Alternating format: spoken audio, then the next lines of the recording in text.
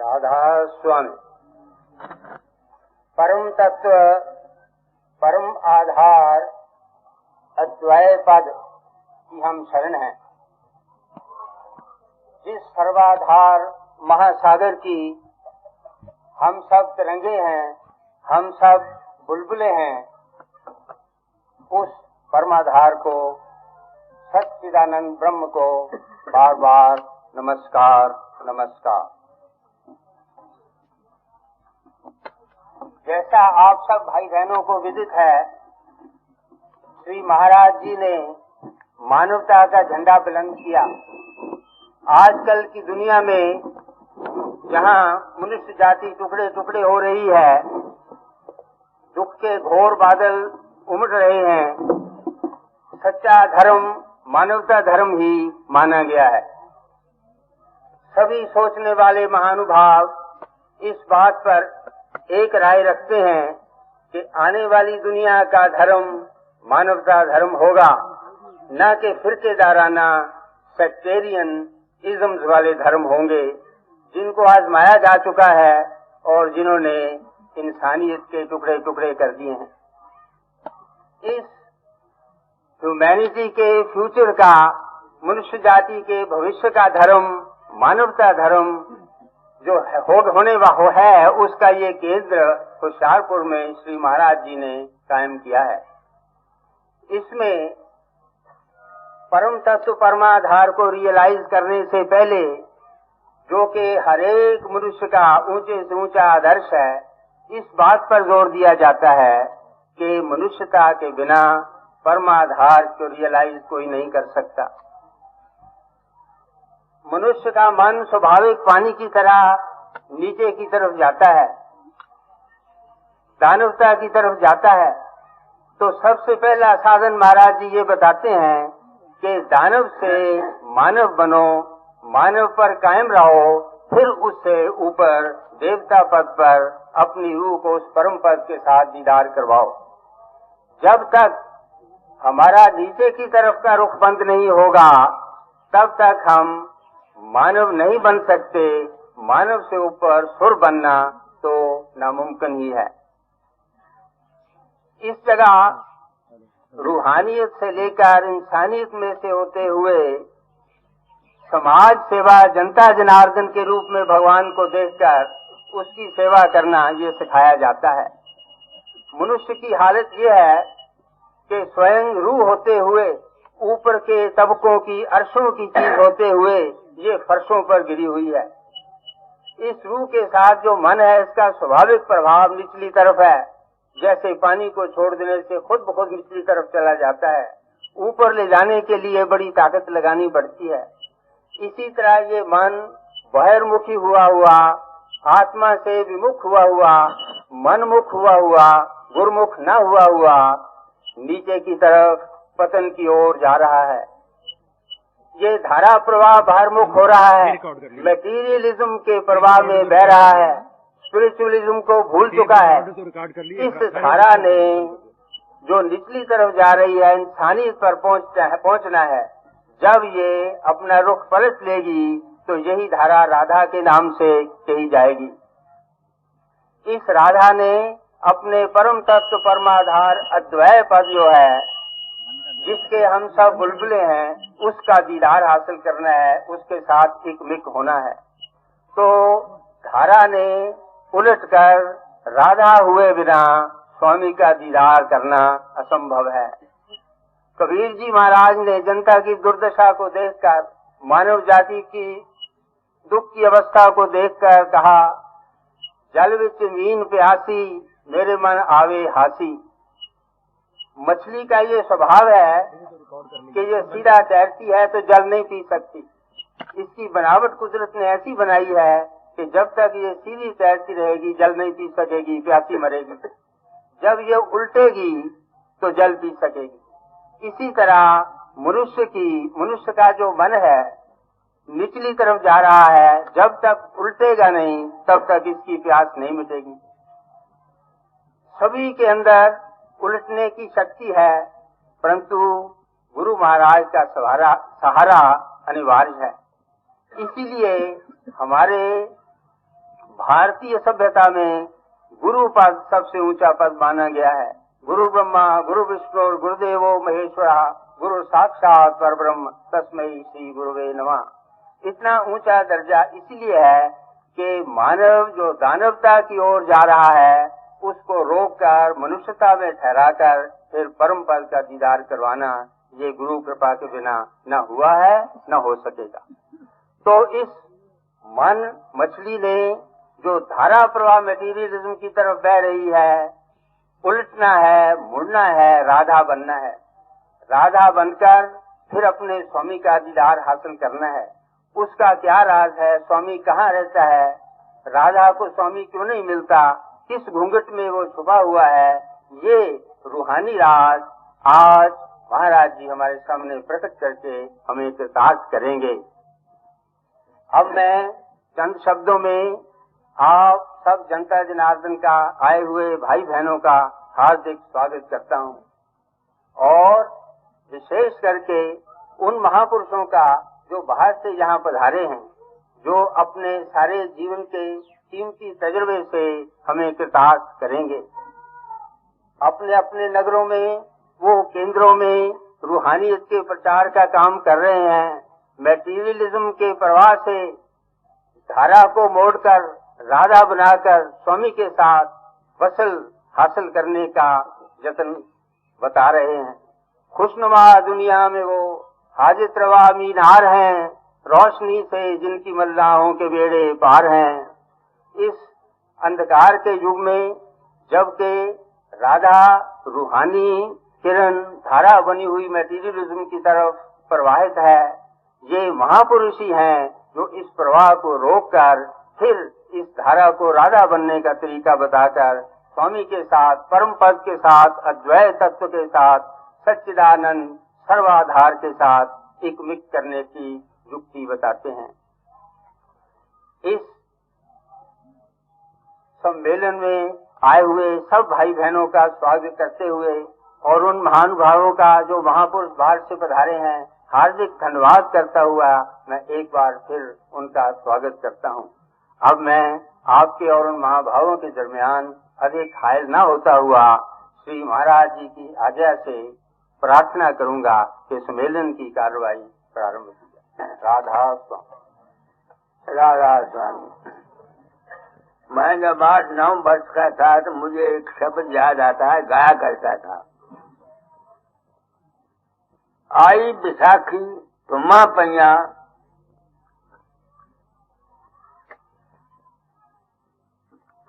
सौदागर खरी आयनी सिंह ने जल में बह के शीश अपने गुनायनी। आगे वो कहते हैं, कौन हदायत खबर ले आवे तेरा कासर जाए। ये मैं 8-9 वर्ष की उम्र में, 10 वर्ष की उम्र में मैं गाया करता था और कई दफा इस गाने से मेरे बाप से थप्पड़ भी मुझे पड़े। आज मैं 93 साल का हो गया।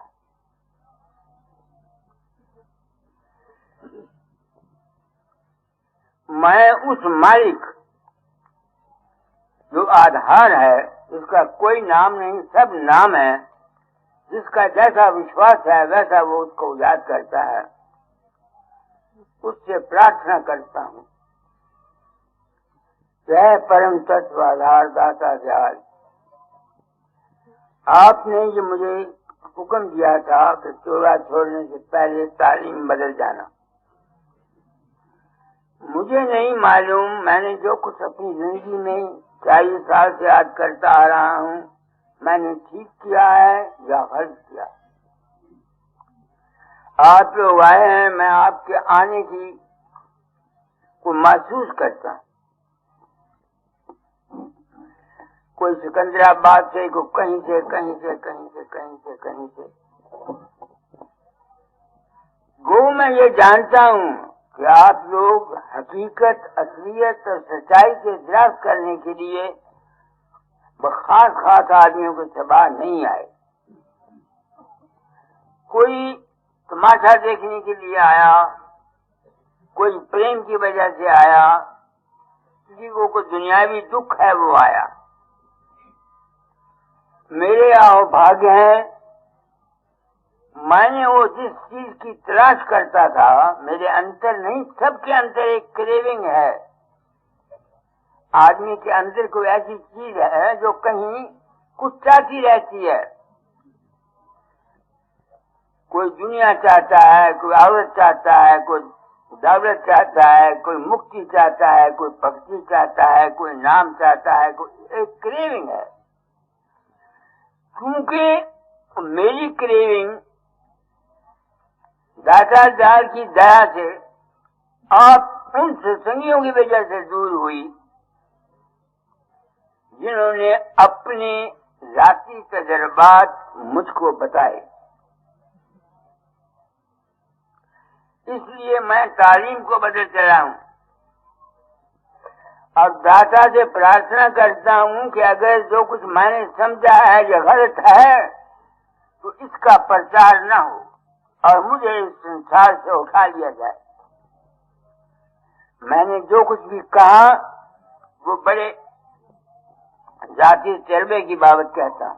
आज मैं आपको वो जो मालिक है जिस चीज की मुझे तलाश थी, वो मुझे, मैं वहां ठहर नहीं सकता अभी तक, सच्ची बात कहता हूँ, मगर मैं उस पोजीशन को, उस जगह को जान गया, समझ गया और कभी कभी वहां ठहरता भी।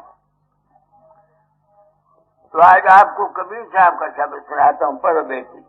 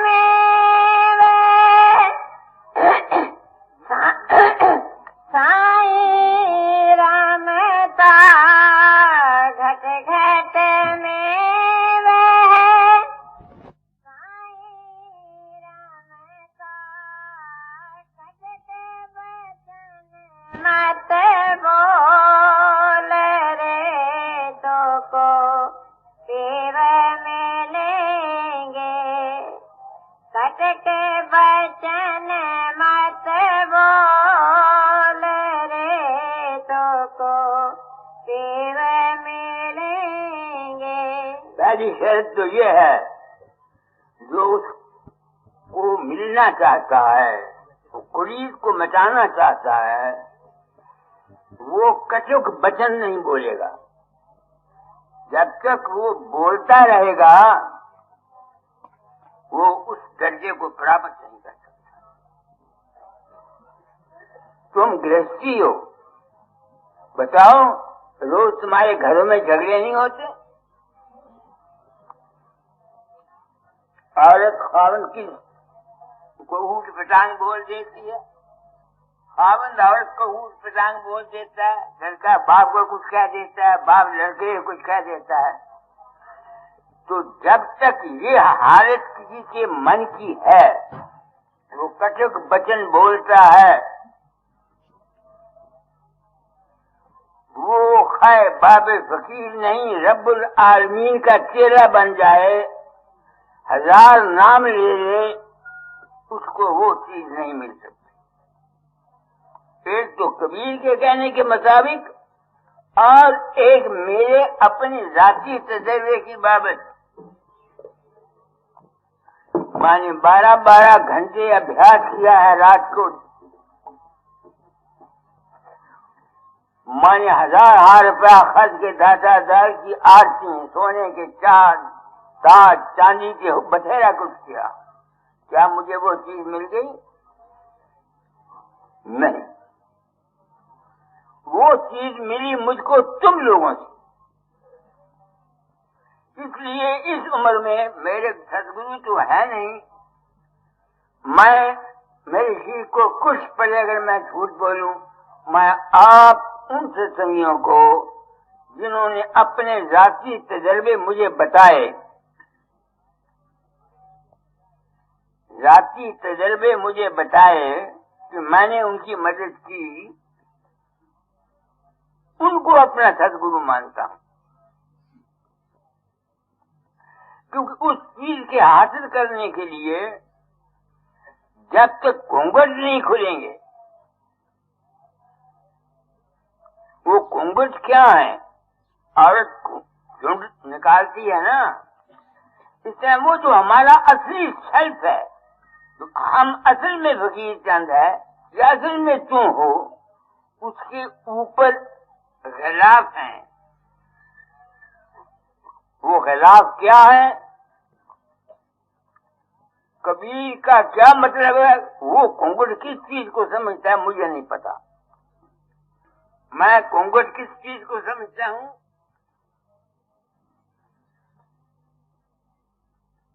जिस्म और मेरे मन के तमाम ख्यालात, खाए वो परमार्थिक हैं, खाए वो स्वार्थिक हैं, दुनिया के हैं। तो एक घूंघट में पहले तो बचपन से ही ख्याल था कि दुनिया फानी है, कोई अपना नहीं। पहली बीवी 7 साल इमरान खान अस्पताल में रह के मर गई, विराग हो गया, गरीबी थी, बाप सिपाही था, बाप का स्वभाव सख्त था, जरा सी गलती खाई नहीं कि थप्पड़ पड़े नहीं, इसलिए मुझको वैराग दिलाया। कुदरत मुझको अच्छाई से या बुराई से मुझे नहीं पता दाता दयाल के चरणों में ले गई। अगर मैं खुद इनकी किताबें संतों की पढ़ता तो मैं हरगिज़ संत मत में न जाता, क्योंकि इन्होंने किसी मजहब को, किसी पंथ को, किसी ख्याल वाले को पूरा नहीं कहा, सबका खंडन किया है। मैं ब्राह्मणी का जाया हूं, कबीर कह गया दत्तात्रेय नहीं पहुंचा, स्वामी जी ने कह दिया पराशर नहीं पहुंचा, व्यास नहीं पहुंचा, ये नहीं पहुंचा, वेदांत तक का खंडन कर गए, सूफीज़्म का खंडन कर गए, इस्लाम सबका। तो जब मैं एक दिश द्वारा गया था, आगे मुझे ये राधा स्वामी मत या संत मत मिल गया, तो मैं अंदर बैठ के रोया करता था, मालिक से प्रार्थना किया करता था, मालिक मैं तो तुझे मिलना चाहता हूँ, मैं फंस कहाँ गया, जहाँ सब किया जी कैसी इन्होंने फेरी है। उस वक्त मैंने प्रण किया था, दाता जहां से विश्वास मेरा गया नहीं, टूटा नहीं। तो मैं, क्योंकि मैं उनको परम तत्व का दृष्ट था, क्योंकि उन्होंने ये पंथ दिया था, इसलिए मैंने प्रण किया था कि अपना अनुभव जो कुछ मेरा होगा इस जिंदगी में सफर करके मैं दुनिया को बता जाऊं। और इसके अलावा दाता दयाल ने मेरे में 3 ड्यूटियां लगा दी, निबल अबल अज्ञानी जीवों की मदद करना, भवसागर से पार करना, ऐसा वैसा ख्याल आता। तो जो शख्स उस घर जाना चाहता है, उसके लिए पहली शर्त ये है जो कबीर ने कही है, कटक बचन मत बोल रे। बुरा तो नहीं मानोगे, तुम लोग इतने इतने खर्च करके हैदराबाद, गाजीपुर, लखनऊ, कानपुर, तो क्या मेरे सिर पर कोई जिम्मेवारी नहीं? आप लोग इतना खर्च करके आए, मंदिर में भी कुछ दिया, मैं अपनी आत्मा से पूछता हूँ, बेहया तूने ये मकड़ी का दायरा क्यों बनाया? ये मेरे खोटे कर्म थे। क्योंकि मैं जानता हूं जो कुछ मैं कहना चाहता हूं दुनिया को उसकी जरूरत नहीं है।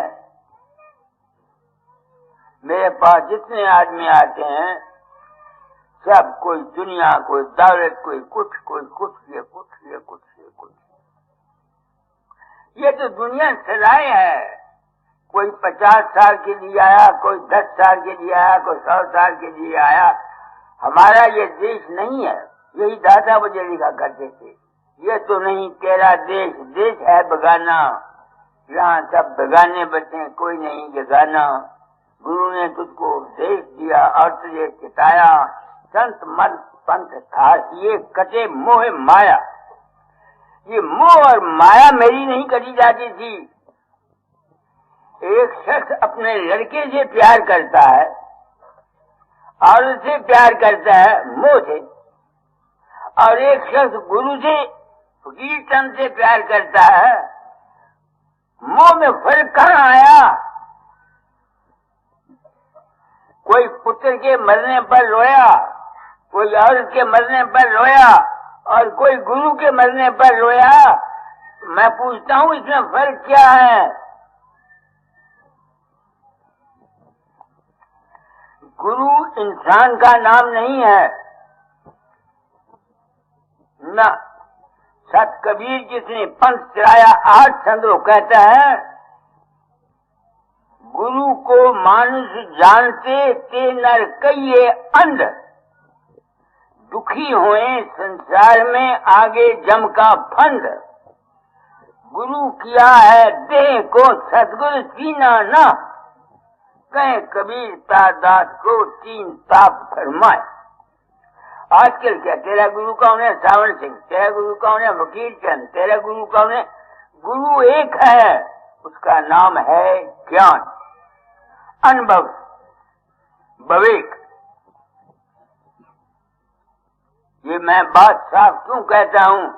जो लोग मुझको गुरु मानते हैं उनको कह जाऊंगा, कहता हूँ ताकि मेरी आत्मा पर कोई पाप ना आए, धोखे दही का पाप ना आए।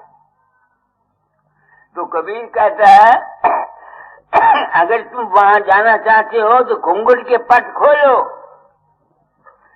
खोलने से पहले यकीन ये है कि तुम्हारा कठोर वचन ना हो,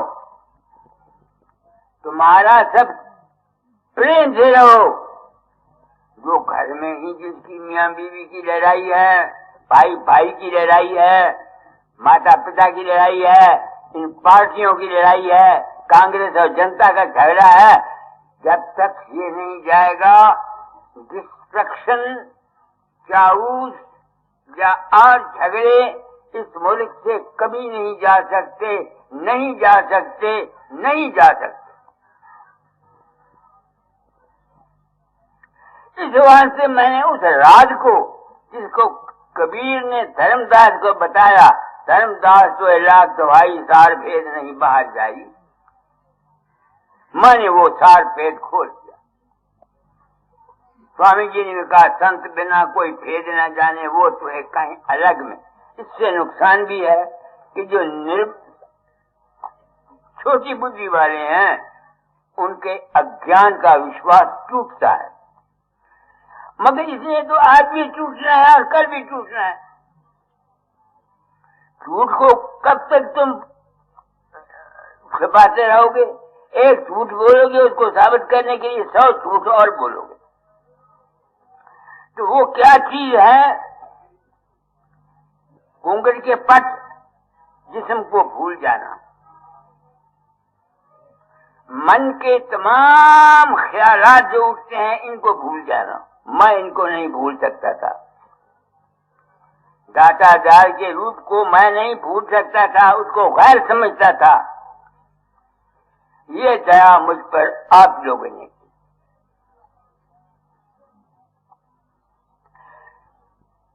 मेरी तो पांव से मिट्टी निकल गई।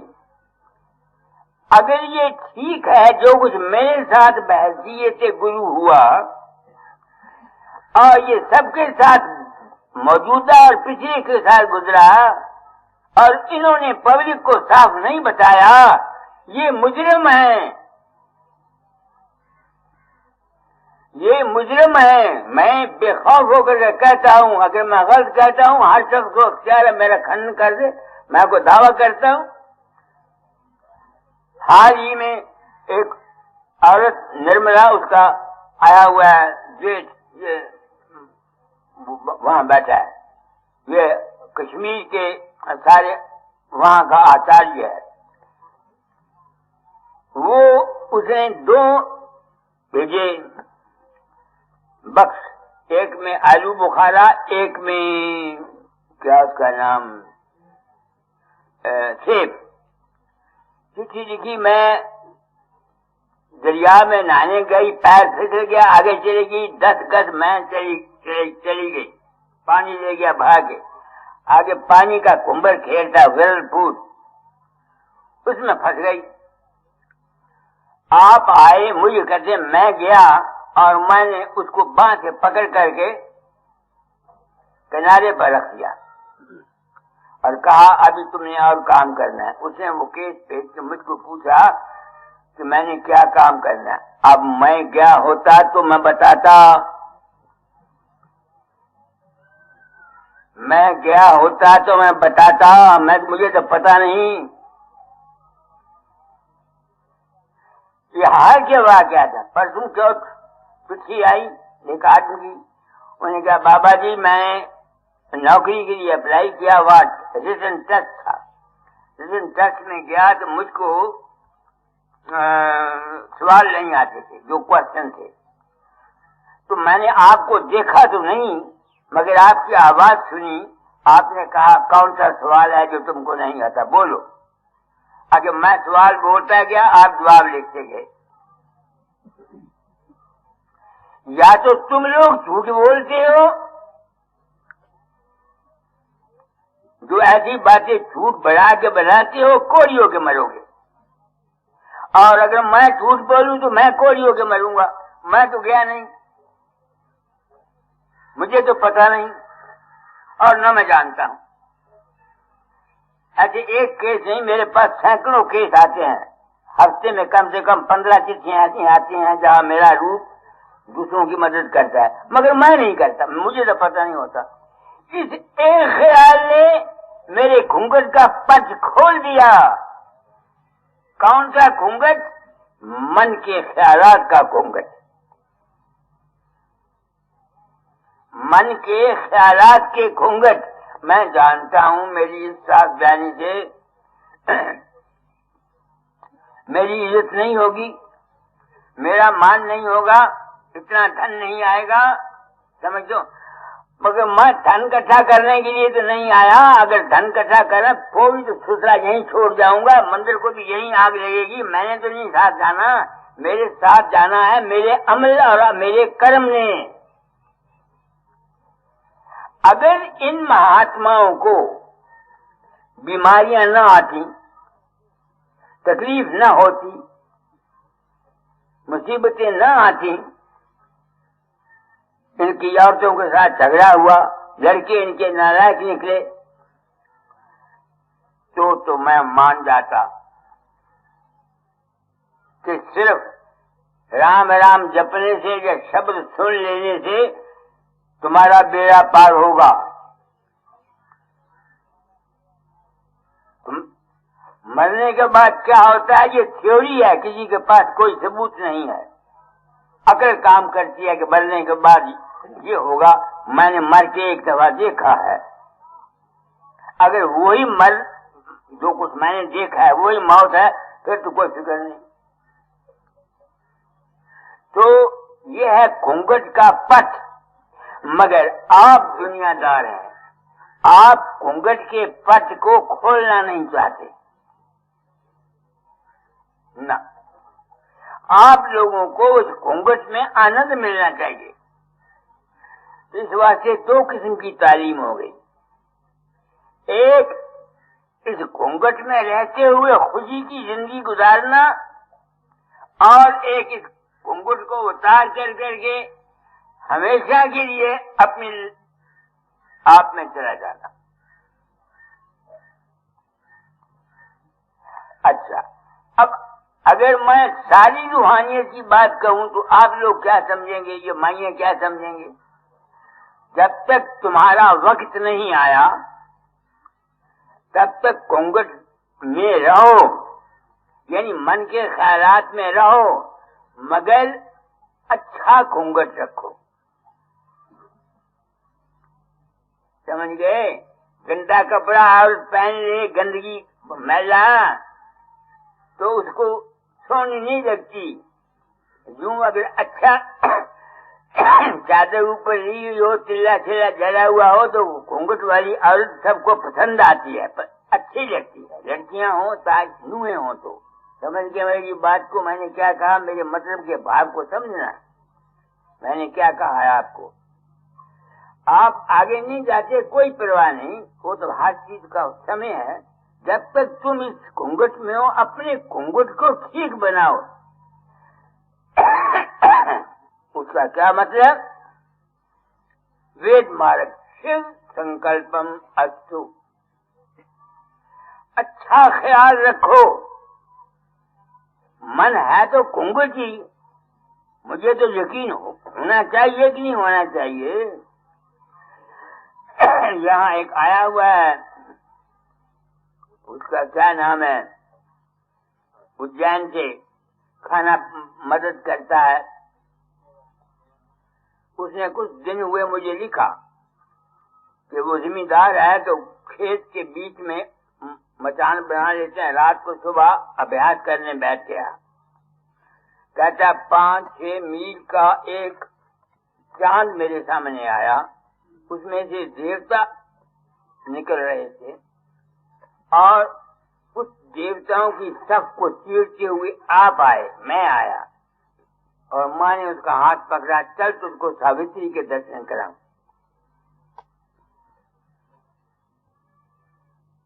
वो मुझे आप मुझे ले गए। आगे एक शहर भी नूर का, आदमी भी नूर के, दरख्त भी नूर के, रोशनी के। उसके आगे एक दरिया चल रहा था, वो भी नूर का। आपने नहाया और कहा कि इससे आगे फिर। अब जब उसने मुझको ये चिट्ठी लिखी, तुम बताओ, मैं ब्राह्मणी का जाया हूं, आग लगे इस गुरुवाई को, इस इज्जत को क्या करूंगा? जब मरूंगा क्या होगा मेरे साथ? मिट्टी मिट्टी में मिल जाएंगी। अब मैं तो गया नहीं उसके अंदर, न मुझे पता है। वो यहीं आया हुआ, उसका मैं नाम भूल गया। गणेश लाल जी। गणेश है जी। हाँ, गणेश। तो ये लोग मेरे गुरु साबित हुए।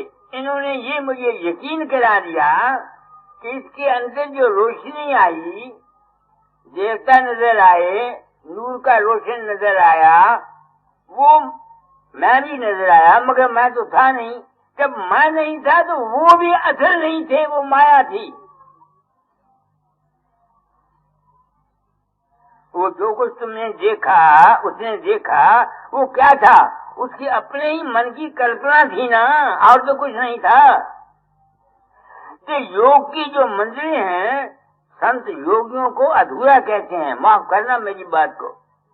योगी ज्ञानी ज्ञानी सब ने चक्कर खाया, चक्कर तो खाया ही, चक्कर तो मैं तो गया नहीं। अब अगर मैं ऐसी बातों को, जो लोग मेरे साथ मंसूब, 2000 अंग्रेज हैं अमेरिका में, अब मैं फिर जाऊंगा, 3 दफा जा चुका हूँ, अब वो फिर बुलाते हैं। मुझे नहीं पता होता, वो मेरा ध्यान करते हैं, उनके काम हो जाते हैं। ये बुंदे तुम देखते हो ना, मैंने क्या पाया खाने में? 5,600 रुपए के हैं दोनों। बात क्या थी? मैं वहां गया, वो एक औरत और एक मर्द, एक उसकी लड़की आई, कहे हम गरीब बहुत हैं। मैंने उनको बोला, भाई तुम ध्यान किया करो और अपने अंतर सच्चे होकर मांगे करो। जब मैं फिर गया तो उसकी फर्म चलती थी, काम बड़ा अच्छा था। मेरे कान में कुछ कम सुनता है, इसलिए उसने एक डॉक्टर को बुलाया, उसने 3 घंटे मेरे कान टेस्ट किए। ये बुंदे दे गया। मैंने पूछा कहाँ गया, उसको कितने पैसे दिए? वो कहती आपको पैसे से क्या गल? मैं बता तो सही, $650। मैं यहाँ आया, मेरे बाप के पास $650 कहाँ से आए? मैंने मुंशी राम को बोला 500 रुपया मैक्सिमम ए रेट की कीमत होती है हिंदुस्तान में, वो 500 रुपया मंदिर में दे दो। जान खराजी हो गई। तो जब तक इंसान की इखलाक ठीक नहीं है, तुम कटल बचन नहीं छोड़ते, तुम्हारे घूंघट कटेंगे कैसे? लेक्चर देना एक और बात है, मैं गिर जाता हूँ बाजे वक्त मैं गिर जाता हूँ। बाप मरा मैं नहीं रोया, माँ मरी मैं नहीं रोया, लड़का मेरा मर गया मैं नहीं रोया, शादीशुदा लड़की मर गई मैं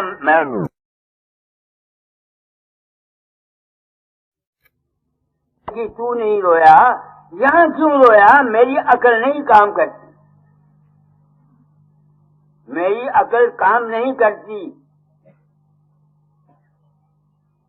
इस वास्ते अब इस वक्त जो मेरा मार्ग है, आप लोगों की दया से सिवाय शरणागत के और मेरे पास कुछ नहीं। मैंने यही प्रण किया था, अपना अनुभव कह जाऊंगा। इस 93 साल की उम्र में मैंने बथेरे चक्रा मारिया, अब सिवाय शरणागत के मुझे कहीं शांति नहीं मिलती। अपने बस में कुछ नहीं, ये बात सच्ची है। वही है वही जो राम रची रखा। इस तरफ भी सब आदमी नहीं आते, जिसके भाग में होता है वो आता है, दूसरा कोई नहीं आता।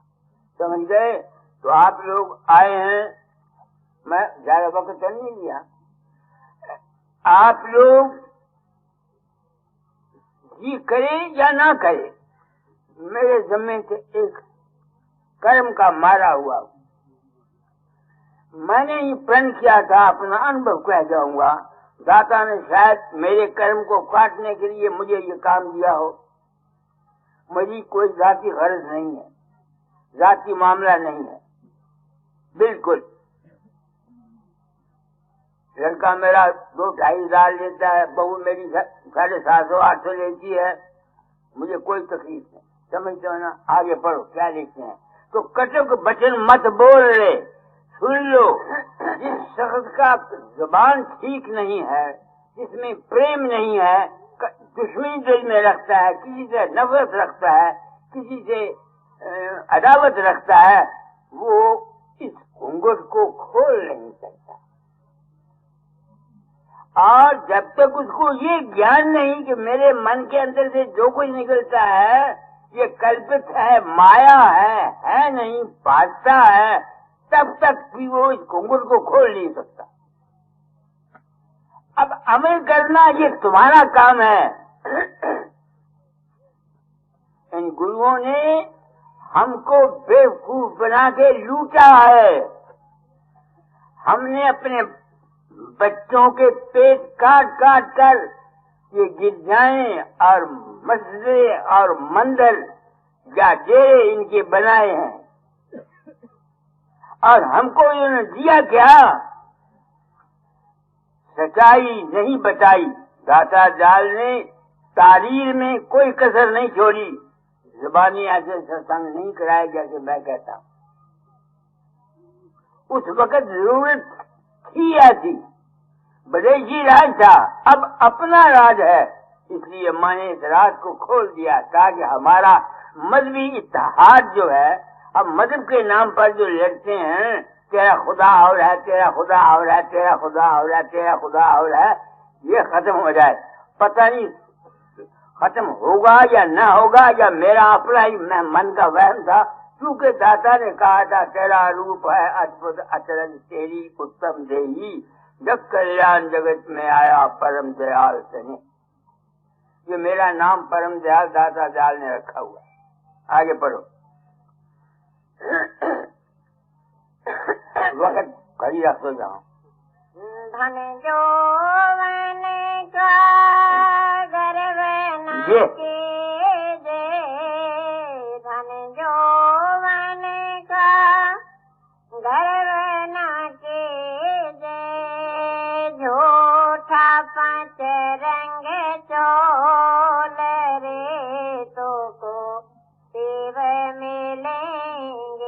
अब एक शर्त तो वो है, इसे धन और जोबन का क्या।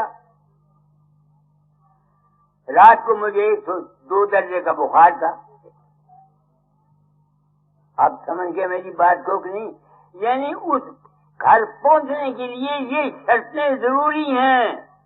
सिर्फ बाबे फकीर को गुरु धारण कर लेने से और बाबे फकीर के मंदिर, मस्जिद, स्कूल प्लस लगा देने से तुम्हारा बेड़ा पार नहीं होगा। तुम उस अपने घर को नहीं जा सकते। हाँ, धन दोगे धन मिल जाएगा, ये ठीक है। प्रेम दोगे प्रेम मिल जाएगा, ये ठीक है। इसको तो मैं मानता। मैंने सारी जिंदगी जिया है, मुझे मिलता है। मैंने सारी जिंदगी जिया है, मुझे मिलता है। मगर अगर कोई ये कहे कि मैं गुरु के 6 कमरे बना दूं, डेरा बना दूं, ये कर दूं, वो कर दूं, तो तुम इस यानी उस पिया को मिल सकोगे? नहीं, हरगिज नहीं, हरगिज नहीं। मैंने इसी बात से मुसीबत लिया है। मेरे भाइयों, लुटो मत।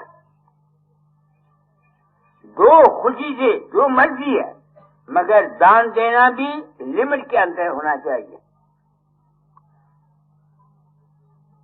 अब खास तादाद तक मैं तुम लोगों को लूटना नहीं चाहता।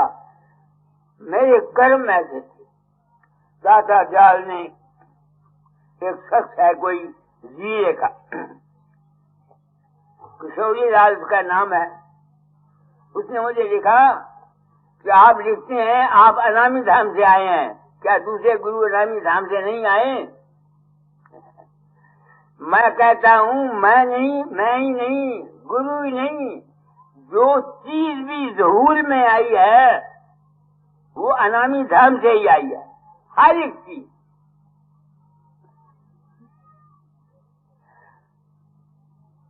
साइलेंस से निकल करके शास्त्र कहते हैं सबसे पहले असत ने सत्य को ढक रखा था। वो जो असत ने सत्य को ढक रखा था, शास्त्र कहते हैं, वो है अनामी देश। हम सब वहां से आए हैं। किसी को पता लग गया, किसी को नहीं लगा। बस इतनी ही बात है, और मुश्किल कोई बात। आगे बढ़ो। ये शर्तें हैं। जो शख्स उस मालिक जात को मिलना चाहता है, मैं गुरुओं को संदेश दिए जाता हूँ कि महात्माओं, इस चाउंग को, इस चालाकियों को बंद करो, सच्चाई बयान करो। युधिष्ठिर अगर एक सारी जिंदगी सच बोलकर एक थोड़ी से बाली जी के में अश्वत्थामा हता न जाना की नरावा कुंजरा, उसको भी भागवत कहता है या कि नहीं मुझे क्या पता। टाई जाना पड़ा टाई खड़ी के लिए नरक में। तो तुम ये बताओ कि अगर मैं आप लोगों के साथ सच्चाई का व्यवहार नहीं करता, जो तुम नहीं करते, तुम कैसे बचोगे? अमल को लाओ। सिर्फ कानों में उंगलियां डालकर करने से कुछ नहीं होगा। मैंने 12 साल कानों में उंगलियां डाली, बीन के बाजे सुने, सारा मंडल बीन होती थी। 12 साल के बाद घर आया, क्या मैं कामी नहीं हुआ? अगर औरत के पास सिर्फ आजाद के लिए जाता तो मुझे पाप ना होता। मैं तो फंस गया। वो शांति मेरी कहेंगी, क्या गुस्सा नहीं आता था? मेरे माता थे तो मैं ट्रांसपोर्टेशन का स्टेशन मास्टर था। गलती खाते थे, मैं कर्म मार वाले नहीं की, उनको नाराज होता था, गुस्सा होता था। दादा मैंने नाजायज नहीं लिया। क्या मैं ये नहीं चाहता था मेरी तरक्की हो जाए? शब्द और अभ्यास ने तुमको पार नहीं करना, तुमको किसी सतगुरु ने पार करना। शब्द और अभ्यास जो है ये मंजिल मकसूद नहीं है। ये मन को ठहराना, मन को इकट्ठा करना अपने मन की चंचलताई को दूर करने के लिए है और ज्ञान हासिल करने के लिए। आगे बढ़ो। सुन महल में देना बार ले, सुन महल में देना बार ले, आशा से मत डोल रे, तो को फिर मिलेंगे। वो कहते हैं आज सुन महल में जहाँ मन संकल्प नहीं करता, आशा से न डोल। क्या मतलब? कोई आस न कर। बुरा तो नहीं मानोगे, सब दुनिया भक्ति करती है। पीछे से क्या क्या किया? हे मालिक, मेरा फलाना काम हो जाए, मुझे दौलत मिल जाए, मुझे इज्जत मिल जाए। तुम बताओ, तुम्हारे दरवाजे के सामने अगर कोई भिखारी आता है मांगने के लिए, तुम पैसा दे दोगे, 2 पैसे दे दोगे, मुट्ठी आटा दे दोगे, मगर उसकी कोई इज्जत नहीं करोगे, उसकी कोई इज्जत नहीं करोगे। तुमको बता देता, वो भिखारी का भिखारी रहेगा। हम जितने आदमी ईश्वर की भक्ति या परमात्मा की भक्ति या गुरु की भक्ति करते हैं और कुछ चाहते हैं, हमारी लड़का हो जाए, हमारी दौलत हो जाए, हम और तुम कौन हैं? हम भिखारी हैं। भिखारी की क्या इज्जत दुनिया में? मेरी बात को अगर दिमाग रखते हो तो सोचो, तुम्हारे दरवाजे पर भिखारी आ जाता है, वो मांगता है, तुम लापरवाही से 2 पैसे या 1 पैसे दे देते हो या मुट्ठी आटा दे देते हो, मगर आखिर तुम्हारे दिल में उसकी कोई इज्जत नहीं है। इसी तरह से वो लोग जो ईश्वर को या परमात्मा को या अपने गुरु को, अपने इष्ट को इसलिए प्रेम करते हैं कि उनको दुनिया की कोई चीज मिल जाए, वो भिखारी हैं। माने अपनी जिंदगी में दादा दादा सवाए 2 दफा के कभी दुनिया की चीज नहीं मानी, कभी नहीं मानी। एक दफा लड़की की शादी के लिए बर नहीं मिलता था, तब उनसे कहा, या जब लड़का एक मेरा मर गया तो औरत मरी 2 साल तक रोती रही, उस वक्त मैंने प्रार्थना की कि महाराज अब खैरियत है, क्योंकि जिसके घर में हर स्यापा रोना पाएगा है, याद रखना, जिस घर में औरत के आंसू चलते हैं उस घर में शांति नहीं है। ये बात आगे बोलो। जोगत से रंग महल में दिया पाए अनमोल रे, तो को फिर मिलेंगे। इससे आगे मैं आज शाम को बोलूंगा। जितना मैंने बोला है, ये अगर इस पर ही तुम विचार करो, अकेले बैठ के तुम्हारी जिंदगियां बदल जाएं। विचार करो। बाकी मैंने 3 सेकंड और देने में इनको भी वक्त देना चाहता हूँ। आप जिसकी मर्जी है बोलिए साहब, आप इनको बोल दीजिए जिसने बोलना। अब क्या टाइम हो गया? भगवत प्रिय साथ संगत जी, बाबा जी के बोलने से बात को बोलने को रह तो नहीं जाता है, लेकिन फिर भी परमार्थ के विषय लाखों हैं। ये मानवता मंदिर है। मैं गाड़ी में आ रहा था, मानवता मंदिर में उतार देना। लोग कहते हैं क्या होता है वहाँ, हमने नहीं देखा। हाँ भाई, वहाँ लोग कहते हैं इंसान बनो। वो कहते क्या हम इंसान नहीं हैं? वो इतने गाड़ी में बैठे हम इंसान नहीं हैं? इंसान कैसे बनो, हम इंसान नहीं है। मैं कहता हूँ, मैं भी ऐसा ही कहता था, मैं भी यही समझता था। लेकिन यहाँ एक स्थान है, वहाँ एक फकीर है, जरा उसके 2 शब्द सुनो, पता लग जाएगा कि हम अभी इंसान नहीं हैं। जब ये पता लग जाएगा हम अभी इंसान नहीं हैं, तो जैसे बाबा जी ने बताई कि कुरेश पैदा हो जाएगी, हम इंसान बने। भाइयों, मानवता धर्म, इंसानपना ही सत्य धर्म है। मेरे सामने ये एक लाउड ये लगा दिया आवाज का, ये किसने बनाया है? तो है, सामने लगा है, आप देख रहे, मैं देख रहा हूं, लेकिन जो है तो इसके बनाने वाला भी कोई है, इसकी प्लानिंग करने वाला भी है, बनाने वाला भी है, तो फिर इसके दुरुस्त रखने वाला भी कोई होगा। ये सब बिल्डिंगें हैं मानवता मंदिर की, ये शामियाने लग गए हैं। जो कुछ दिखता है, नजर आता है, इसके बनाने वाला कोई है। किसी ने ये बिल्डिंगें बनाई हैं तब यहां है, किसी ने शामियाने लगाए हैं तब यहां है। संसार दो धारी है। एक संसार उस मालिक की रचना है। मालिक की रचना को और ज्यादा मुफीद बनाकर और ज्यादा खूबसूरत बनाना ये इंसान ने कर दिया। मालिक ने धरती बनाई है, दरख्त बनाए, इंसान बनाए, सड़क इंसान ने बना दी। मालिक ने बेबान बनाए, खेत इंसान ने बना दिए। मालिक ने दरिया बनाए, नहर इंसान ने बना दी। इंसान भी एक तरह का छोटा खुदा है, बनाता है, खुद मखलूक भी है और खुद खालिक भी है।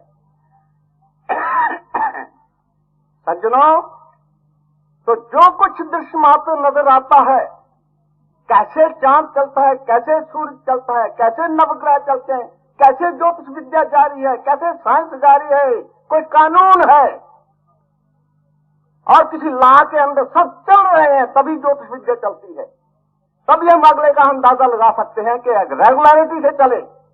मौसम रेगुलरिटी से आते हैं, चंद्र ग्रहण तहरीर के मुताबिक आते हैं, सूर्य ग्रहण तहरीर के मुताबिक आते हैं, तारे छुप जाते हैं, तहरीर के मुताबिक छुप जाते हैं। कोई लॉ है जिस पर संसार चल रहा है। अगर है कोई लॉ तो लॉ के बनाने वाला भी जरूर है, जिसने वो लॉ बनाया है। लॉ का नाम अगर कुदरत है तो लॉ के बनाने वाले का नाम कादर है। और उसने ये सब कुछ बनाया, वो कौन था उसको मदद देने के लिए, कौन था उसको प्लानिंग करने के लिए, किसने उसकी सहायता की? स्वयं केवल अकेला, कोई दूसरा नहीं, अद्वैत। सब कुछ बनाया बगैर किसी की मदद के, सहारे के।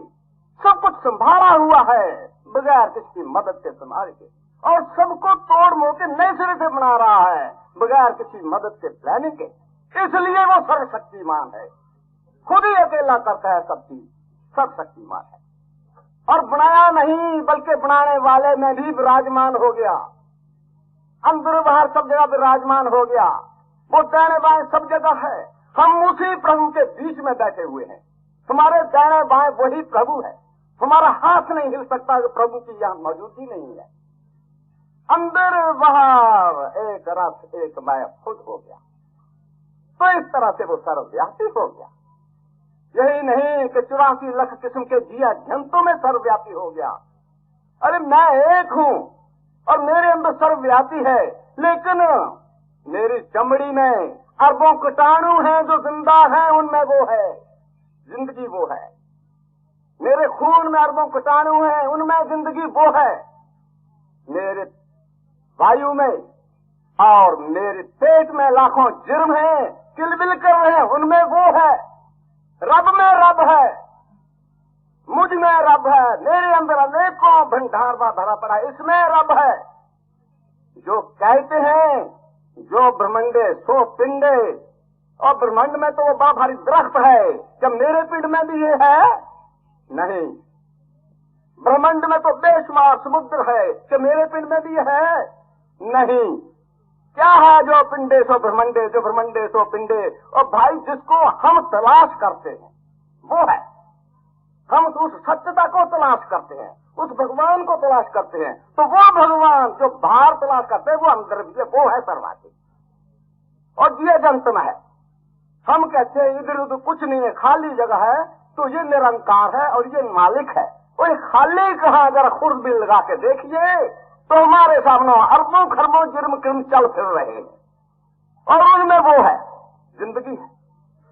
हम आटा गूंदते हैं, मलेड़ा डालते हैं, फूलता है आटा, जरा खुर्द भी लगा के देखो वो आटा खाने के लायक नहीं, उसमें लाखों जुर्म किलबिल कर रहे हैं। दूध से दही बनाते हैं, दूध खाने के लायक नहीं, लाखों जुर्म किलबिल कर रहे हैं। ये एक भगवान की दया है कि हमारी आंख को इतना लिमिटेड रखा है, इतना छोटी नजर वाला रखा है कि वो हमको नजर न आए ताकि हम खा सके, पी सके, संसार में रह सके। वरना हमारे एक सांस में अरबों जी बीच में जाकर हमारी गर्मी में मर रहे हैं। हमारे एक बैरूनी सांस में अरबों जी इस धक्के से मर रहे हैं और गर्मी से मर रहे हैं। इसी साइंस को एक्सट्रीम तक ले जाकर जैनियों ने पट्टी रख ली। क्यों? कि इसमें हत्या हो रही है, सांस लेने में, सांस निकालने। जो समझते हैं मालिक को वो समझते हैं, जो नहीं समझते वो उसको ढूंढते हैं। अरे प्राप्त चीज को क्या ढूंढना, जो है ही प्राप्त, अंदर बाहर सब जगह प्राप्त, उसको क्या ढूंढना? उसका तो ज्ञान चाहिए, समझ चाहिए, सत ज्ञान चाहिए। और वही एक वस्तु है जो सर्वव्यापी है, सर्वशक्तिमान है, जिसके आधार पर सम है, जो मूल है, जो सबकी चद्दर पर प्रिंटिंग बथेरी होती है, लेकिन चद्दर तो एक ही है, प्रिंटिंग अलग किस्म की हो जाएगी। तो उसी सत्य ज्ञान को सर्वस्वरूपाधारी जितने हैं, चाहे अवतार हैं, देवी देवते हैं, पीर पैगंबर हैं, गुरु लोग हैं, ये सब मालिक के बनाए हुए पांडे हैं, कुमार के कड़े हुए पांडे हैं। कोई कैसा को कम कीमती, कोई ज्यादा कीमती। इन सब में उस कुमार की कारीगरी की झलक है। किसी में बहुत ज्यादा झलक है, हम आश्वस्त कर उठते हैं। किसी में मामूली झलक है, हम इग्नोर कर जाते हैं, लेकिन सब में है। तो वही एक मालिक सत्य, उसी से हम तुम सर्व संसार 84 लाख 4 खरबा उसी एक के हैं। वो हमारा पिता है, वो हमारा मूल है, और वो केवल अद्वैत सत्य है। जैसे बाबा जी ने बताया, बाबा जी की वाणी एक मूल है जिसको आज तो किसी ने झुटलाना है, सदियों तक कोई झुटला नहीं सकेंगे। ये सत्य है जो हमारा इष्ट है। तो सत्य धर्म जो मानव धर्म है वो सत्य से शुरू हुआ, सत्य धर्म। तो उस धर्म का पहला अंश हमारा इष्ट देव भी सत्य है, और हम उसी एक सत्य का कबीला है। हम नहीं, चांद सूर्य सितारे नवग्रह इत्यादि जो भी है वो हमारा एक कबीला है। हम एक घर के रुकन हैं।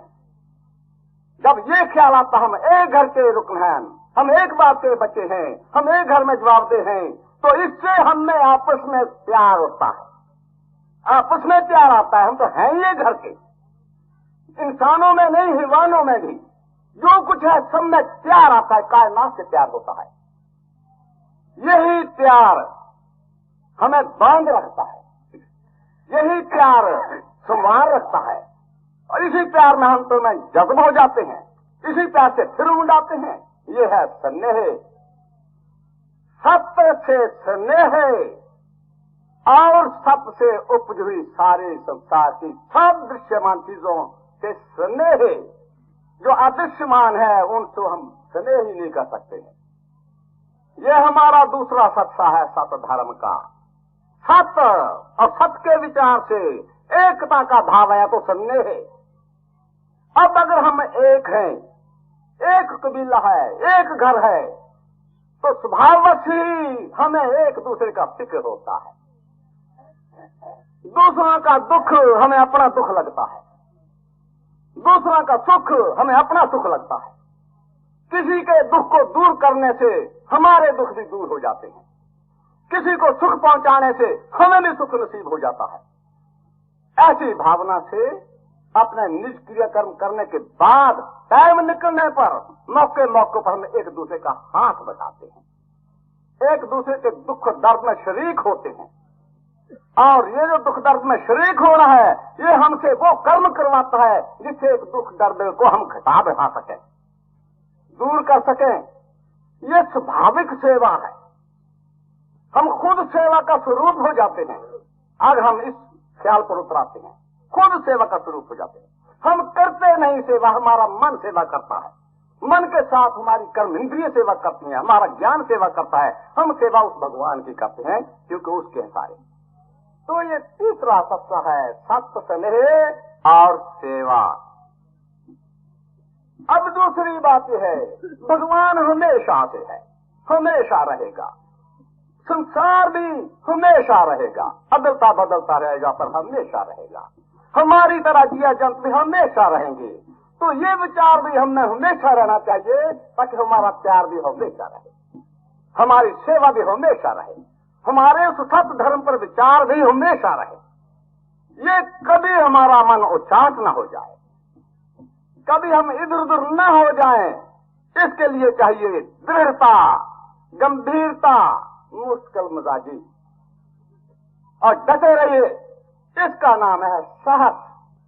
हारना नहीं है मालिक के स्नेह से, हारना नहीं है संसार के स्नेह से, हारना नहीं है सेवा के स्नेह से। और ये है साहस, ये है हमारा चौथा तत्व, हिम्मत। ये हमारा जो सत्य धर्म है वो हमारा इष्ट है, जो सत्य है। जो स्नेह है ये हमारा परम धर्म है, जो सेवा है ये हमारा परम कर्म है, और जो साहस है ये हमारा मित्र है। साहस से हम आशावादी बने रहते हैं, कभी हार नहीं मानते। जो हार नहीं मानता आशावादी है वो एक दिन मंजिल मकसूद तक पहुंचता है। तो ये साहस हमारी गाइडेंस करता है, हमें हौसला देता है। लेकिन सज्जनों, इन चार सत्यों की संभाल करना पड़ेगी सत्य धर्म में। बातें बहुत आते हैं, रुकावटें बहुत हैं। क्या रुकावट है? एक तो बेरूनी सज्जनों की रुकावट है। हम चलते हैं बाबा जी के दर्शन के लिए तो बुजुर्ग कहते क्या जाता है वहां, उधर चल जोर सिद्ध को, देख कितनी दुनिया जा रही है। सत्संग में क्या लेना, चल ज्वालामुखी जी को। हमारे बाप दादा इस किस्म की लाइन के हैं, हमारे सास ससुर इस किस्म की लाइन के हैं, वो बाधा बन जाते। हम सत्य ढूंढने जाते हैं और वो उनकी श्रद्धा असत में है, वो अपनी श्रद्धा के अनुसार खींचते। हम चाहते हैं ये भी हमारी श्रद्धा के अनुसार चले। क्या हम सत्संगी हैं, गुरुओं के शागिर्द हम बर्दाश्त कर लेते हैं, बुजुर्गों को चरण भी छू लेते हैं, बर्दाश्त वो नहीं बर्दाश्त करते हमें। और मैं ब्राह्मण का लड़का हूं भाई, मुझे तो सब ब्राह्मणों ने बंज डाल दिया था जब मैं राधा स्वामी बना था। 3 साल तक मैं घर मुंह नहीं देख सका माता पिता का, क्योंकि वो सब बरखलाते पंडित लोग थे कि हमारे देवी देवताओं को छोड़ करके एक जिंदा मनुष्य के पांव पड़ गया। भाई कुछ कहो, ठीक है। तो एक तो ये आदमी है जो इससे आगे भी हम सत्य धर्म पर जाने से हमें रोकते हैं, और दूसरे हैं हमारे अंदर ही की पाप वासनाएं, काम क्रोध लोभ इत्यादि, मान प्रतिष्ठा का ख्याल, नफे नुकसान का ख्याल, अपने निज स्वार्थ का ख्याल, ये बाधा बीच में डालने वाले। तो फिर पंजवां सत्ता है उन बेरूनी बाधा डालने वालों से, इन अंदरूनी नुकसान डालने वालों से सावधान रहो। तो पांचों सत्ता सावधानता, होशियार रहो, जागते रहो। हमला हो जाएगा कभी न कभी। अगर आप जागते हुए होंगे आप हमले को सरका देंगे। आप में प्रेम है, आप किसको दुख नहीं देंगे, कटु वचन नहीं बोलेंगे, जैसे बाबा जी कह गए हैं। किससे विरोध नहीं करेंगे, विरोधियों को विरोध करने दो। आप हंस करके देखो तो उनका विरोध मर जाएगा, क्रोध मर जाएगा। मेरे साथ क्या हुआ भाई, मैं यहाँ कैसे आ गया हूँ, मैं तो बड़ा पक्का था व्यास का। ये भी एक सबब भी होते हैं। जैसे बाबा जी को उनकी किस्मत खींच कर ले गए दयाल जी के पास, मुझे मेरी किस्मत खींच कर ले आई बाबा जी के पास। ये तो गाड़ी का इंजन है, जो भी इंजन जुड़ गया है गाड़ी के साथ वो उसी गाड़ी में जाएगा जहां वो इंजन जाएगा, चाहे कहीं से आकर जुड़ा है वो उसी इंजन के साथ जाएगा। अब मैं नहीं जाता हूँ ब्यास वगैरह में, मुझे लगता ही कुछ नहीं। वहां तो चाचे ताऊ की बात आ गई। मेरे गुरु के मरने की देर थी कि झगड़ा हो गया, गुरु ये बने वो बने वो बने। वो गुरुओं के झगड़े क्या लेना, गुरुओं ने अगर झगड़ा है तो वो गुरु ही नहीं है, वो संसार मांग रहे हैं। अगर झगड़ा है तो हमारे सन्यासियों का आश्रम हुआ, ये हिंदू धर्म सम्मेलन इलाहाबाद में, बहुत से आदमियों ने हमारे बद्री नारायण के जगत गुरु को जगत गुरु ही नहीं माना, शंकराचार्य नहीं माना। क्यों? वहाँ 2 हकदार बन गए थे, उनका झगड़ा हुआ, पंचायत से नहीं माने, कचहरी में मुकदमा हुआ, हाई कोर्ट में एक जीत गया, तो जो हार गया वो उसको अभी तक नहीं मानते, वो उसको नहीं मानते हैं, और ये बिजलाल तो दोनों को नहीं मानता है। जहाँ झगड़ा हो गया वहाँ संत कहाँ, वहाँ अध्यात्म कहाँ। यही झगड़ा हो रहा है, उधर भी इधर भी, गुरगद्दी में झगड़े हो रहे हैं। अगर गद्दी नहीं होती तो झगड़ा नहीं होना था। प्रॉपर्टी है, प्रॉपर्टी के साथ इज्जत है, इज्जत में आदमी बंध गया तो यह अंदर का दुश्मनी से तो गुरुओं को खा लिया। तो सावधान होना पड़ेगा। यहाँ बड़े बड़े गुरु गिर गए हैं। सच कहा कबीर ने, तू मत जाने मन मुआ जो तन कर डाला छे, वो इसका क्या एतबार है इन मारे शक्ल दीजिए। जो कहते थे फुरता पहुंच गए वो भी मार लिए थे। संसार के ख्याल में ये अंदर का ख्याल था, तो सावधान रहो। अब सवाल ये आता है कि सावधानता की क्या क्या बातें हैं। सज्जनों, पहले तो सावधान इससे रहना है कि जैसे बाबा जी ने कहा, सतगुरु तो सत ज्ञान है, और सत ज्ञान विषय है विवेक का। विवेक की बुद्धि को उर्दू में कहते तमीजी अक्ल, हिंदी में कहते विवेक की बुद्धि, अंग्रेजी में कहते कॉमन सेंस। खरे खोटे का निर्णय कर सके, नफा नुकसान का निर्णय कर सके, अपने प्राय का निर्णय कर सके, ये विवेक की बुद्धि हम में है, तभी हम इंसान हैं, बाकी हैवानों से बड़े हुए। इस विवेक की बुद्धि को मत नष्ट होने दो। है ही थोड़ी सी बाबा, इसको डेवलप करना है ना कि नष्ट करना है। इसके संभालने के लिए पहली बात है महापुरुषों की संगत करो जो विवेकी हैं। विवेकहीन तो सतगुरु भी नहीं चाहिए।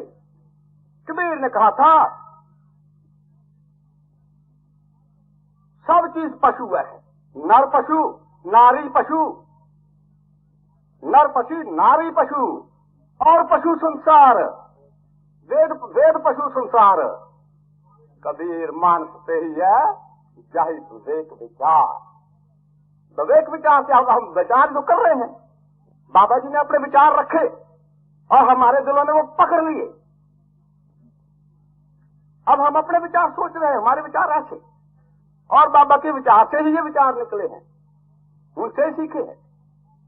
तो इनके रखने के लिए भाई अब ऐसे जैसे ही मशहूर पढ़े लिखे और कमाई वाले महापुरुषों की संगत में रहो। किताबें कभी नावलें मत पढ़ो, कभी जासूसियां मत पढ़ो, धर्म किताबें पढ़ो। और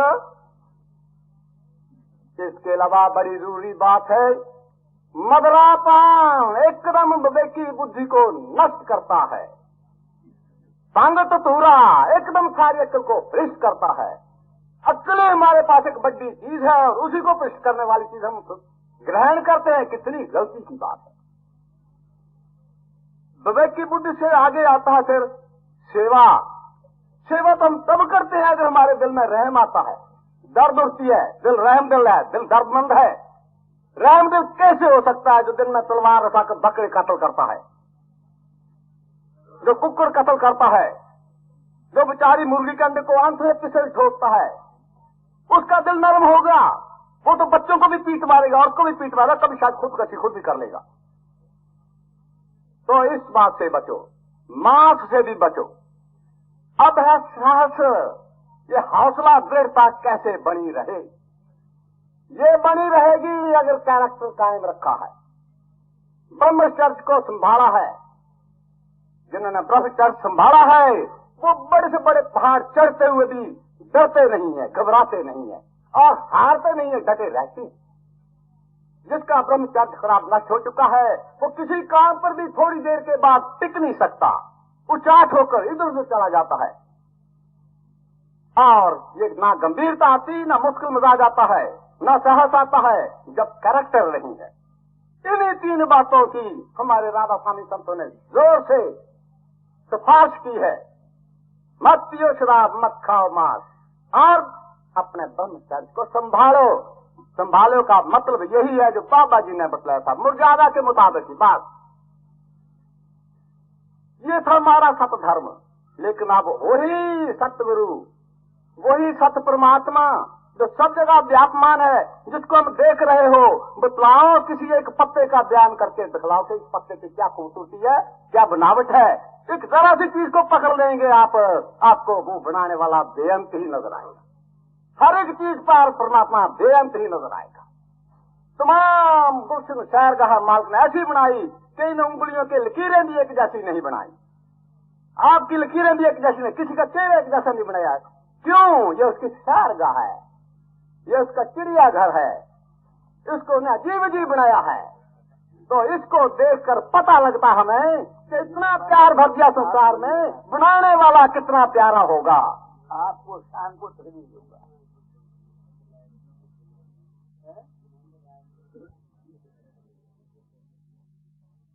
हुजूर मालिक परम सत्य परम आधार परम दयाल जी महाराज उसी स्वरूप के भिन्न रूप ये मुराद साहब महापुरुषों, आप सबको बैसाखी मुबारक हो।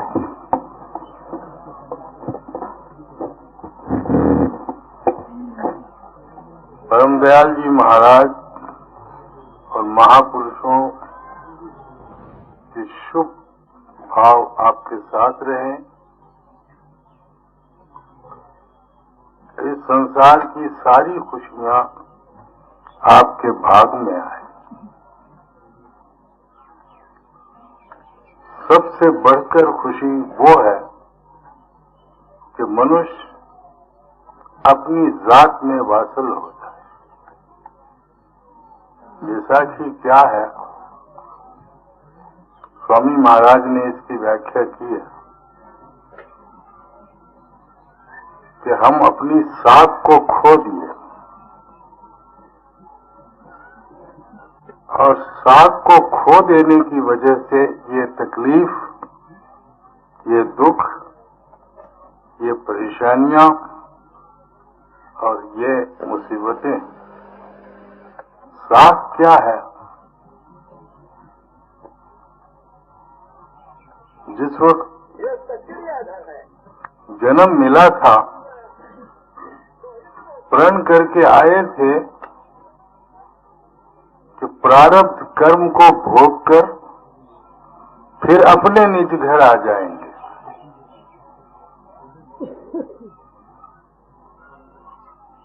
लेकिन उस प्रण को हम भूल गए।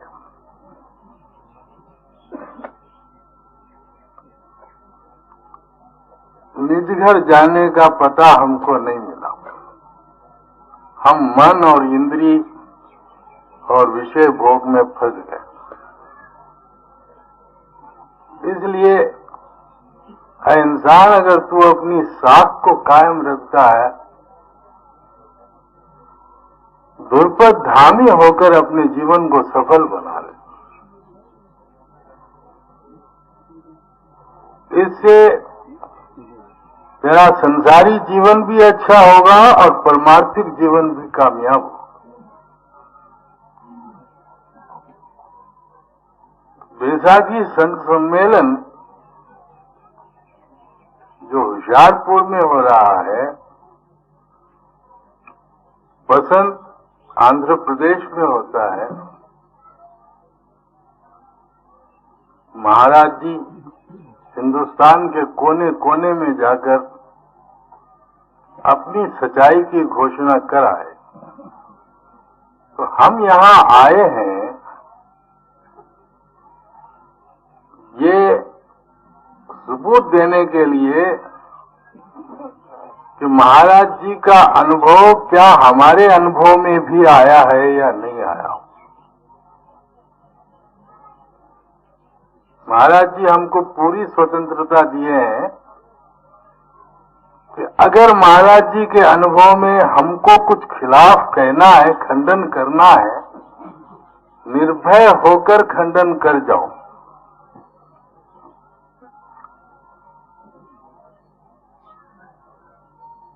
और मैं जब भी बैसाखी पर आता हूं, इस सच्चाई के खिलाफ और कोई चीज है ढूंढ कर आता हूं, मगर मुझे नहीं मिला पता।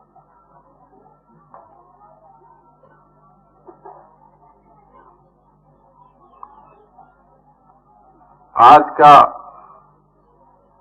विषय ये है कि घूंघट हमारी खुल जाए, पर्दा हट जाए। तो अनुभव क्या है? महाराज जी कहते हैं कि कई लोगों के अंदर मेरा रूप प्रकट होता है, मदद करता है, मगर उसका इल्म महाराज जी को नहीं हो।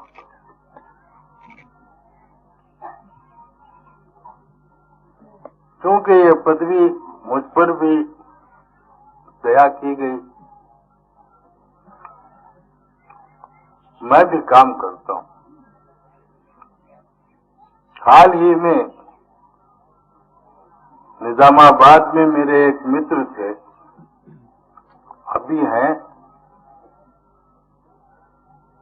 वो बद्री नारायण अपने परिवार के साथ गए और उनका इरादा केदारनाथ को भी जाने का था। चूंकि मुझ में वो मित्र हैं, आध्यात्मिक विषयों पर चर्चा होती रहती है, उनका मुझ पर विश्वास है, भाव है, मेरा आदर करते हैं, धनवान है। तो वो बद्रीनाथ परिवार के साथ गए और वहां की तकलीफें देखकर उन्होंने ये किया कि भई अब केदारनाथ नहीं जाएंगे, बस यही यात्रा खत्म कर देंगे और घर वापस जाएंगे। घर वाले भी मायूस हो गए। तो वो सज्जन अपने स्वप्न में क्या देखते हैं, मैं प्रकट हुआ और मैंने कहा ऐसा नहीं हो सकता, तुम केदारनाथ भी जाओ, तुमको केदारनाथ में इतनी तकलीफ नहीं होगी जो बद्रीनाथ में हुई है। उनको हौसला हो गया। उन्होंने सुबह कहा, आनंदराव ने आके कह दिया है, अब हम केदारनाथ भी जाएंगे। तो केदारनाथ गए,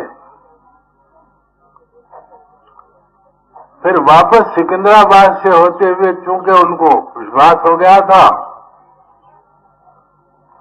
मेरे पास मिठाई उठाई लेकर आ गए सब परिवार के लोग। अब मैं बैठा था, मैंने कहा भाई यात्रा सफल हो गई। कहने लगे महाराज आपने कहा हमको हौसला हो गया। मैंने कहा मैं क्या कहा? तो हम बद्रीनाथ में बस हिम्मत हो गए। आपने स्वप्न में आकर कहा कि नहीं जी केदारनाथ भी जाओ, आपके कहने के मुताबिक गए, हम परिवार के साथ, कोई कष्ट नहीं हुआ। केदारनाथ की भी यात्रा हमारी सफल हुई, हम आए हैं, आपने बड़ी दया की। मैंने कहा भगवान का नाम लो। मैं तो इसलिए आपसे पूछा कि यात्रा को गए और वापस आए, लेकिन मुझे इसकी कोई खबर नहीं। अगर मुझे खबर होती तो तुम्हारे आने के साथ ही मैं कहता था कि मैंने तुम्हारी मदद की, मैं तुम्हारे स्वप्न में आया। तो इस अनुभव के जानने के बाद अन्य महापुरुष भी मेरे साथ हैं।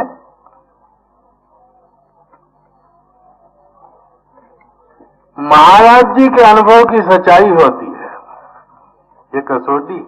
ऐसे कई मिसाल हैं। मैंने गुज़श्ता बैसाखी के ऊपर आपको और मिसालें दी थी, इस बैसाखी के ऊपर ये नई मिसाल। तो वो चूंकि वो निजामाबाद के सज्जन थे, यज्ञ और हवन पे उनका बड़ा विश्वास था। हमेशा यज्ञ कराते थे और मुझसे कहते थे कि मुझे गायत्री का दर्शन हो रहा है, देवताओं का दर्शन हो रहा है। मैं हंस के कहता था ये तुम्हारी कल्पना है, जो कि तुमको ख्याल दिया गया है, और ख्याल में ताकत है। तुम्हारा विश्वास यज्ञों और हवनों पर है, इसलिए तुमको ऐसा नजर आता। ये एक पर्दा है। मैं था, दादा दयाल जी ने मुझे नामदान दिया था। मैं 1958 तक दादा दयाल का रूप देखते हुए बड़ा खुश हो जाता था।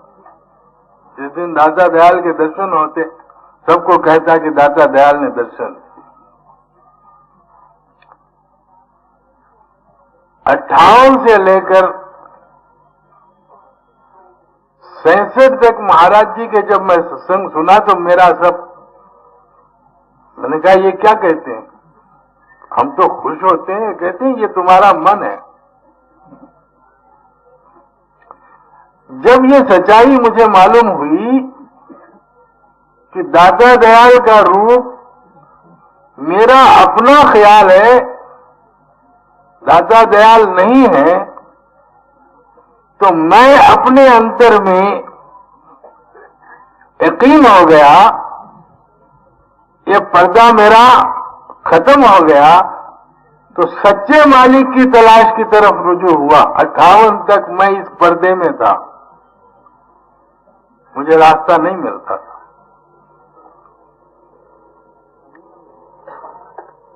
बड़े बड़े विद्वानों के साथ इसी ख्याल की बहस हुई थी। एक सज्जन है मिस्टर मान, उन्होंने भी अपनी किताब में ये लिखा कि इंसान का ख्याल जब घना होता है, जिस पर उसका विश्वास होता है, जिसके ऊपर भाव होता है, वो प्रकट होता है। ऐसे समय में हमें अगर कोई अनुभवी महापुरुष मिल जाए तो हमारी मार्ग निर्देशनता होती, वरना हमारा सारा किया कराया हुआ काम जाया होता। ये एक पर्दा है और इस समय इस पर्दे के खोलने की जरूरत है। क्यों? हमारा धार्मिक द्वेष, वो मुसलमान है, वो हिंदू है, वो जैन है, वो पारसी है, वो यहूदी है। अगर हमें ये पता चला कि हिंदुओं के दिमाग पर चूंकि हिंदू संस्कार बने, हिंदू संस्कारों का उनके ऊपर प्रभाव पड़ा, उसका हिंदू लोग राम को भगवान मानते हैं। मुसलमानों के दिमाग के ऊपर मुसलमानों का संस्कार पड़ा, जिसको हम राम मानते हैं वो रहीम कहते हैं। अगर ये ज्ञान सबको हो जाए तो हमारा आपसी इत्तेहाद हो जाएगा। माने वो किसी खुदा को किसी रूप में, लेकिन वो तो है